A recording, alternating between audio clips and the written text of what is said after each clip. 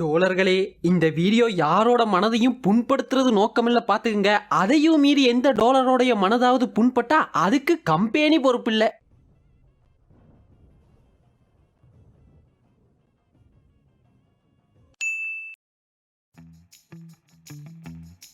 வணக்கம் டோலர்களே, மீண்டும் ஒரு ரோஸ்டுடன் உங்கள் எரும முருகேசா அட்மின். இப்போ கொஞ்ச நாளாவே நம்ம சேனல்ல தொடர்ந்து மூவி ரோஸ்ட் மட்டுமே வந்துட்டு இருக்கியா. வேற எதனால கண்டென்ட் பண்ணணும், என்ன பண்ண நீங்க கேக்குறீங்க, நான் பண்றேன்.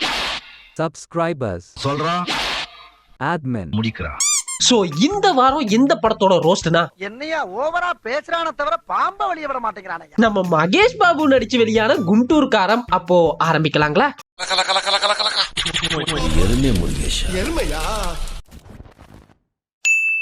நான் ஒரு ஒன்லைன் சொல்றேங்க. ஒரு அப்பா அம்மா, அவங்களுக்கு ஒரு பையன். இந்த அப்பா ஒரு பொய் குத்தத்துக்காக ஜெயிலுக்கு போயிடறாப்ல. இதனால அவங்க அம்மா கோச்சுன்னு போய் வேற ஒரு கல்யாணம் பண்ணிக்கிறாங்க.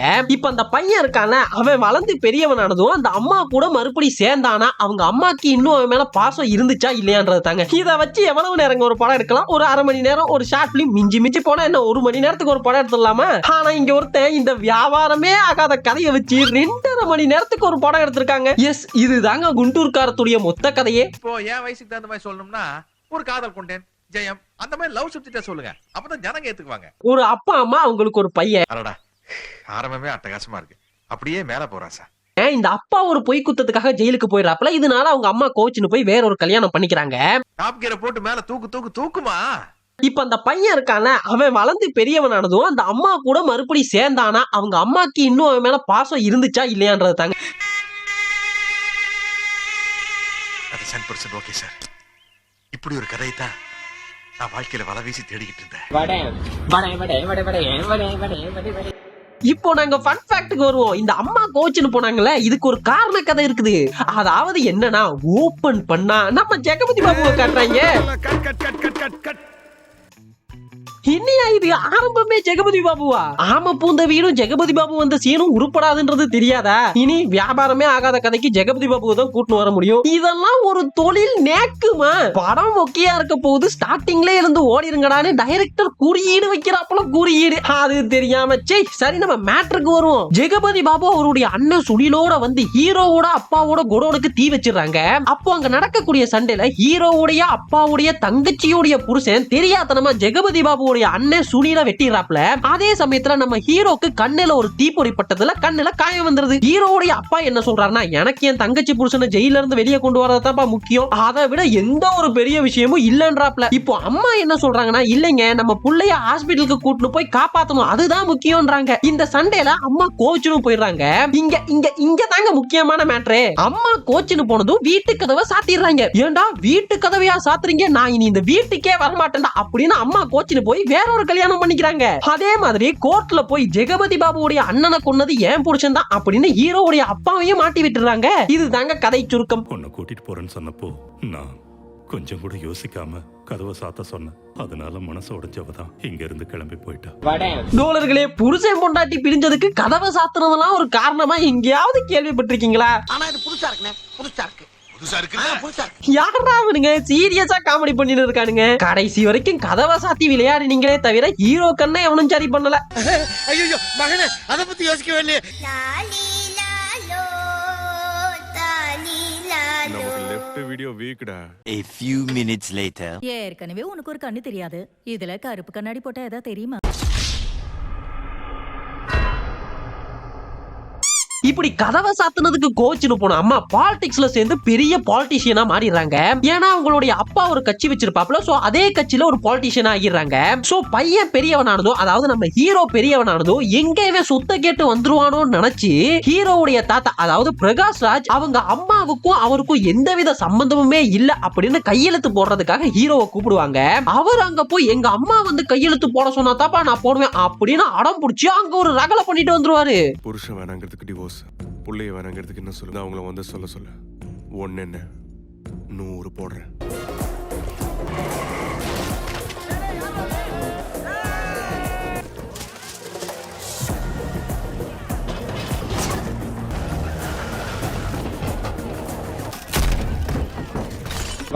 ஐயா கண்ணு தெரியாதுங்க ஐயா. உனக்கு தான் கண்ணு தெரியாதுல்ல. யார் இந்த மனுஷனுக்கெல்லாம் லைசென்ஸ் கொடுத்தது பாரு. அங்க கண்ட மெனிக்கு கார் ஓட்டி ஆக்சிடென்ட் பண்ணின்னு இருக்காரு. ஆக்சுவலி ஒரு கட்சி ஆபீஸ்க்குள்ள பூந்து ரகல பண்ணி பொருள் சேதம் விளைவித்து போலீஸ் நிப்பாட்டியும் குறுக்க பாஞ்சி ஓடுனதுக்கு ஹீரோ சார உள்ள தூக்கி போடலாம். அப்படி போட்டா படம் ஒரு 10 நிமிஷத்துல முடிஞ்சிடும். சோ அதை யாரும் பண்ணல. யான் ஆவாரா அரெஸ்ட் பண்ணலாம்.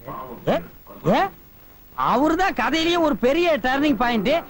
அவர் வந்ததுக்கு அப்புறம் தான் கதையில ஒரு கசமுசல்லாம் ஏற்பட்டு ஐயோ இவ்வளவு பெரிய ரகலைக்கு அப்புறம் சொல்றாங்க பேருதான் யா ரமணா, ஆனா தொட்டா பத்திக்கிற குண்டூர் காரம்னு அங்க போடுறாங்க டைட்டில் கார்டு. பேருதான் ரமணா, தொட்டா பத்திக்கிற குண்டூர் காரம்.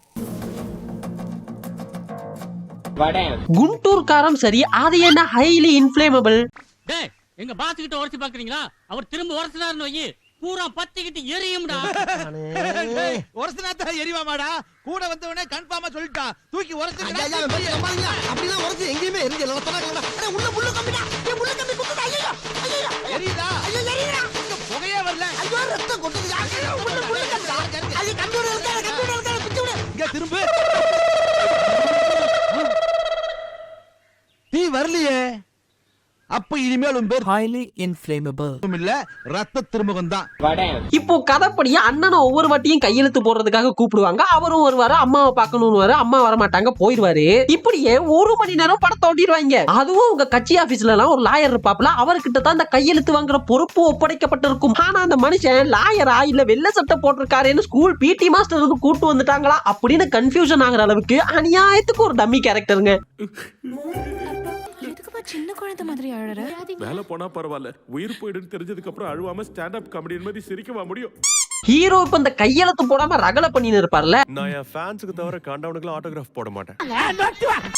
அதனால இந்த லாயர் நான் தற்கொலை பண்ணிக்க போறேன் அப்படின்னு கிளம்பிடுவாப்ல. சோ அந்த லாயருடைய பொண்ணு இருப்பாங்க, அவங்க தான் அந்த படத்தோட ஹீரோயின். அவங்களும் அந்த லாயருடைய அசிஸ்டன்டும் என்ன பண்ணுவாங்கன்னா இவரை தான் தற்கொலை பண்ணிக்க போறேன்னு மிரட்டுவார்ல. சோ இரு ஆளாத, நாங்க போய் கையெழுத்து வாங்கின்னு வரோன்னு கிளம்பி ஹீரோவுடைய ஊருக்கே போய் ஹீரோ வீட்லயே தங்கிடுவாங்க. அங்கதானே சொன்னீங்க என்ன மாதிரி பொண்ணுங்க எல்லாம் லாட்ஜ்ல இருக்கிறது கஷ்டம்னு. அதனால சூட்டி கேஸ தூக்கிட்டு இங்க வந்துட்டீங்களா? இது காமெடி பிலிமா இல்ல கமர்ஷியல் பிலிமா? ஏன்னா எந்த மூட்ல இந்த கதையோட டிராவல் பண்றதுன்னு தெரியலங்கயா. எல்லா சீன்லயும் சீரியஸாவே காமெடி பண்ணுவானுங்க. நீங்க நம்பலனா நான் ஒரு எக்ஸாம்பிள் சொல்லவா. வழமை போல ஹீரோவை கையெழுத்து போட கூப்பிடுவாங்க, ஹீரோவும் போவாப்ல. அப்ப அவங்க 2 பேருக்கும் நடுவுல நடக்கிற அந்த கான்வோ எப்படி இருக்கும் தெரியுமா? முதல் சுற்றில் உங்களுக்கு 2 வாய்ப்புகள் கிடைக்கும். முதல் முறை குறிப்புகள் கொடுக்கிறவங்க அடுத்தது யூகிக்கிற 2வது வாய்ப்பும் கிடைக்கும். உங்களுக்கான 2 நிமிட கால அவகாசம் இப்பொழுது தொடங்குகிறது. நான் உன்னை அழிச்சிருவேன்னு சொன்னானா இவன்? நான் வெயிட் பண்றேன்னு சொன்னானா இவன்? என்ன எழுதியிருந்த? நீ என்ன சொன்ன? நான் எடுத்த உடனே நிகழ்ச்சி ஆரம்பத்துல உங்களுக்கு ரொம்ப இலகுவான ஒரு விதிமுறையை சொன்னேன். முதல் எழுத்தெல்லாம் ஒண்ணுதானு. ஆனா ஒவ்வொரு முறையும் நான் நினைவுபடுத்தி கூட அதுக்கு பிறகுதான் நீ சிந்திக்கிற கோன்னு ஒரு எழுத்து இருக்கு. அதை நினைவில் வச்சிருந்தா இன்னும் விரைவா சொல்லியிருக்கலாம். இருந்தாலும் 2வது வாய்ப்புல சரியா பயன்படுத்தி. நான் பொய் சொல்லுவேன்னு உனக்கு தெரியும், நான் கவர் பண்ணுவேன்னு உனக்கும் தெரியும். Very good. இந்த சர்க்கிளையும் கண்டுபிடிச்சாச்சு. சின்மையா ஏங்க பாருங்களேன், நாங்க ஒரு கேரக்டரா டோட்டலாவே மறந்துட்டோம். ஸ்டார்டிங்ல ஜெகபதி பாபு வருவார்னு சொன்னேன்ல, அவர் அதுக்கு பின்னாடி காமிக்கவே இல்ல. அப்ப அவர் வில்ல இல்லையா ப்ரோ அப்படின்னு நீங்க கேக்குறது புரியுது. ஆக்சுவலி அவர் வில்ல இல்லைங்க. நீங்க நம்பலனாலும் அதுதான் நெசம். ஆக்சுவலா படம் ரொம்ப நேரம் ஓடிடுச்சுல, சோ அவரை ஞாபகப்படுத்தணும்ன்றதுக்காகவே ஒரு சீன் வச்சிருப்பாங்க. என்னன்னா இவங்க கிட்ட மிளகா வாங்கின்னு இருந்த ஒரு பையன் இப்போ ஜெகபதி பாபு கிட்ட மிளகா வாங்க ஆரம்பிச்சுட்டானா. அதனால அந்த மிளகா வாங்கின பையனை அடிச்சு வண்டியில ஏத்தின்னு போய் ஜெகபதி பாபு கூட ஒரு ஃபைட்.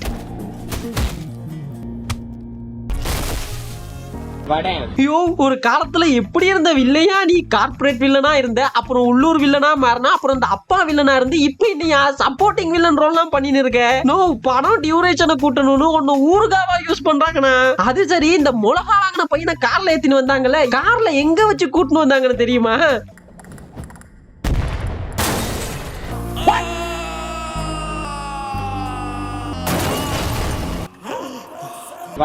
அது எப்படி ஒரு மனிதனை காருக்கடியில கட்டி வச்சு அவ்வளவு ஏன் காரையே வெடிக்க வச்சும் கூட உயிரோட இருக்க முடியும்? Rib logic. டைரக்டர் ப்ரோ பாருங்களேன், இத கொஞ்சம் விட்டுட்டு போறீங்க. மேக்ஸ் டீச்சர் என்ன சொல்லி கொடுத்தாங்க? புரியல. எங்க இது உங்க Mulaya. நல்ல யோசனை பண்ணுங்க. எனக்கு என்னமோ இது உங்க Mulaya. தோணுது. ஐயோ சாரிங்க. டைரக்டர் மூளையை கலட்டி வச்சு எழுதுன இன்னொரு சீனும் இருக்குது. அதையும் பார்த்துட்டு மூளையை திருப்பி கொடுக்கலாம். என்ன? திருப்பி வாங்கிக்கோங்க. அதாவது என்னன்னா நம்ம ஹீரோ தான் கையெழுத்து போட மாட்டேன்னு ரகலை பண்ணின்னு இருப்பார்ல. சோ ஹீரோ மேல ஒரு பொய் கேஸ் கொடுப்பாங்க. என்னன்னா ஹீரோ வீடு புந்து அங்க இருக்க ஜாமான் சட்டியெல்லாம் உடைச்சிட்டாருன்னு. யோ அதுதான் கட்சி ஆபீஸ்ல பண்ண ரகலைக்கு நெஜ கேஸே கொடுக்கலாமே, எதுக்கியா பொய் கேஸ் கொடுத்துன்னு இருக்கீங்க? இதாவது பரவாயில்லைங்க, இந்த பொய் கேஸ்ல ஹீரோவை போலீஸ்ல புடிச்சிட்டு போவாங்க. அங்க போய் போலீஸ் கிட்டயே தலைவேக தலை பேச்சு பேசுவாப்ல. உன் முழு பேர் என்னடா? வாய் இருக்கணும் வாடா போடான்லாம் சொல்லக்கூடாது, கழுத்து கழுத்துலாம் திரும்பிடும். சாரி, பொய் கேஸுக்கு அரெஸ்ட் பண்ண வேணாம். இப்போதான் டியூட்டில இருந்த ஆபீசர் கிட்ட அவதூறு பேச்சு பேசினார்னு அரெஸ்ட் பண்ணலாம்ல. பண்ண மாட்டாங்க, ஏன்னா அவர் ஹீரோ. இந்த மொத்த படத்துலயும் ஹீரோ விட அறிவாளி, ஹீரோ விட தைரியசாலினி எவனுமே இருக்க மாட்டான். சரி, இதோட விட்டாரா டைரக்டர் ப்ரோனா? இல்ல, ஏன் மேலையாடா பொய் கேஸ் கொடுத்தீங்கன்னு ஹீரோ சார் கிளம்பி போய் உண்மையாவே அவங்க வீட்டுல இருக்க ஜாமான் சட்டியெல்லாம் உடைப்பாப்ல.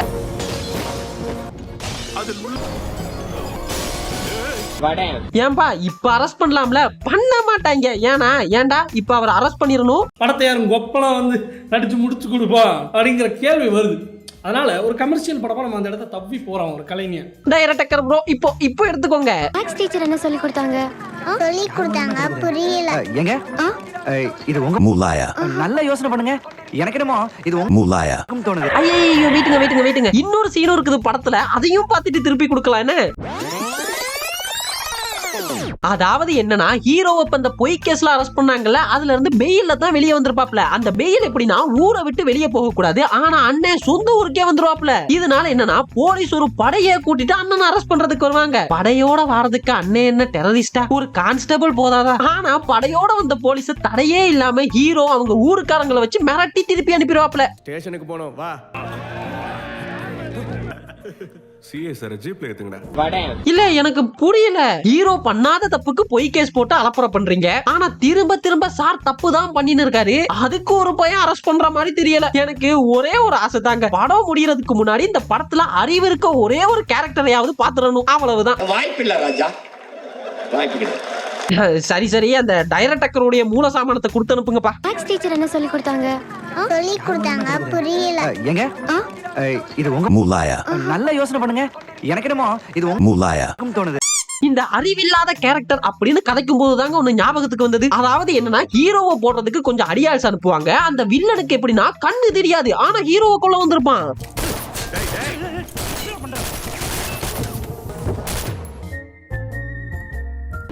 இப்போ இந்த சீன் எப்படி காமெடியா இருக்கும், சிரிப்பு வரும் அப்படின்னு எழுதியிருப்பாங்களா? இல்ல எனக்கு இவங்களுடைய மென்டாலிட்டியை புரிஞ்சிக்க முடியலப்பா.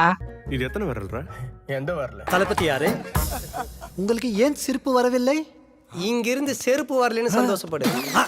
சரி ப்ரோ, கடைசியில ஹீரோ கையெழுத்து போட்டாரா இல்லையா, என்னத்தான் ஆச்சு ப்ரோ அதை சொல்லு அப்படின்னு கேட்டீங்கன்னா, ஆக்சுவலா அந்த ஹீரோ அவங்க வீட்டுக்கு போய் ரகலை பண்ணுவார்ல, அப்பவே அவங்களுடைய அம்மா வந்து உனக்கு என்னப்பா சொத்தா வேணும் வாங்கிட்டு போ அப்படின்னு சொல்லிடுவாங்க. அப்போதான் ஹீரோக்கே தெரியும் அவங்களுடைய அம்மா கையெழுத்து கேட்கல, அவங்களுடைய தாத்தா அதாவது பிரகாஷ் ராஜ் தான் கேட்டிருக்காப்ல. சோ அவங்களுடைய அம்மா நல்லவங்கன்னு புரிஞ்சுக்கிட்டு அப்போவே கையெழுத்து போட்டு வந்துருவாரு. ஆனா அதுக்கு பிறகு அவங்களுடைய அம்மாக்கு ஒரு ஆக்சிடென்ட் நடந்துரும். அப்போ மறுபடி ஹீரோ போவாப்ல. அப்போதான் ட்விஸ்ட்ன்ற பேர்ல சிலது சொல்லுவாங்க. என்னன்னா ஆரம்பத்துல ஹீரோவுடைய அப்பா கோடோனுக்கு டீ வைப்பாங்கல்ல அது, அப்புறம் இப்போ அவங்களுடைய அம்மாக்கு ஆக்சிடென்ட் பண்ணாங்கல்ல, இது எல்லாமே பிரகாஷ் ராஜுடைய பிளானா. இதெல்லாம் ஜஸ்ட் எலெக்ஷன்ல ஓட் வாங்கணும்ன்றதுக்காக பண்ணிருப்பாப்ல.